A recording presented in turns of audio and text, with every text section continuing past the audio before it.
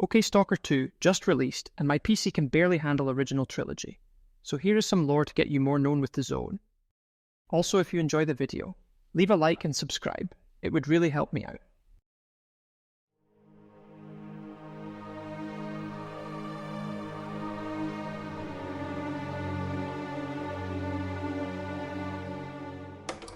Beneath Chernobyl's exclusion zone, full of dangers, lie even more dangerous places, the X laboratories.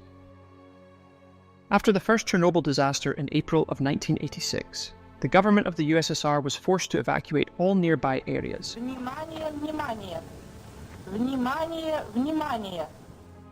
and establish a quarantine zone around the Chernobyl nuclear power plant, more commonly known as the exclusion zone.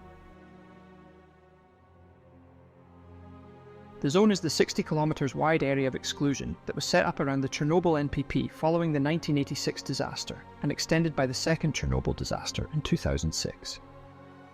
Away from the public eye and isolated from the world, it became the perfect place for secret government experiments hidden from public attention. One of the first labs to be opened was X18. It was established after the 1986 disaster, hidden beneath an old factory located in Dark Valley. A small industrial complex comprised of 3 buildings and a water tower, surrounded by a fence.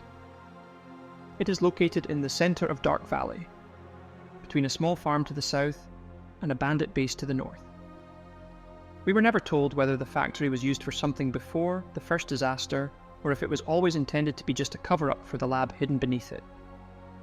Near the factory is a small irradiated pond, filled with both deadly anomalies and mutants.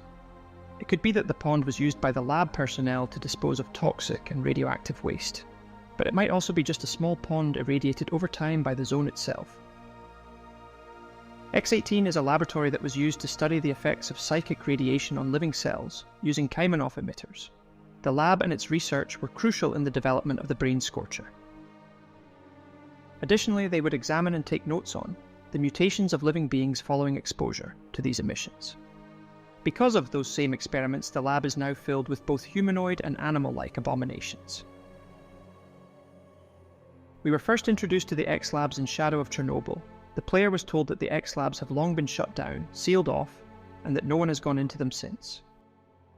The X18 lab was sealed behind a large steel door that could only be opened using 2 electronic keys. One was held by the barkeep, and the other by Borov, a bandit leader in the Dark Valley dot. No one knew how Borov and the barkeep came to possess the keys. Some whispered that they had made a deal with those still loyal to the old regime. Others believed the keys were passed down through the black market. Regardless, their true origin remained a mystery.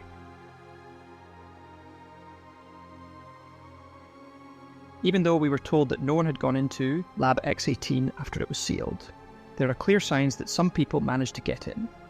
Upon entering the lab for the first time, the player is met with the dead body of a stalker, indicating that people somehow managed to get into the laboratory after it was sealed.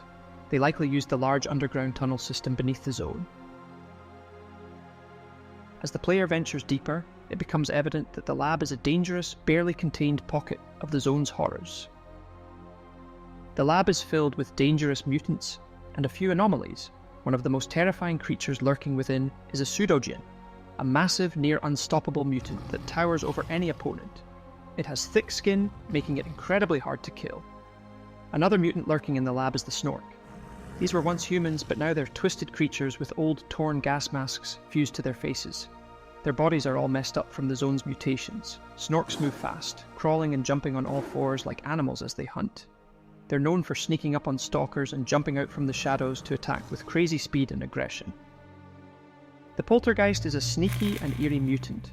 You can't see it most of the time, but you'll know it's there when objects start flying around. It uses telekinetic powers to throw things at its victims, making it super dangerous in tight spaces. These creatures love to stay hidden, so if you want to kill one, you better be ready. The Poltergeist is like a poltergeist, but way more terrifying. Instead of just throwing stuff, it creates bursts of fire to roast anything in its path.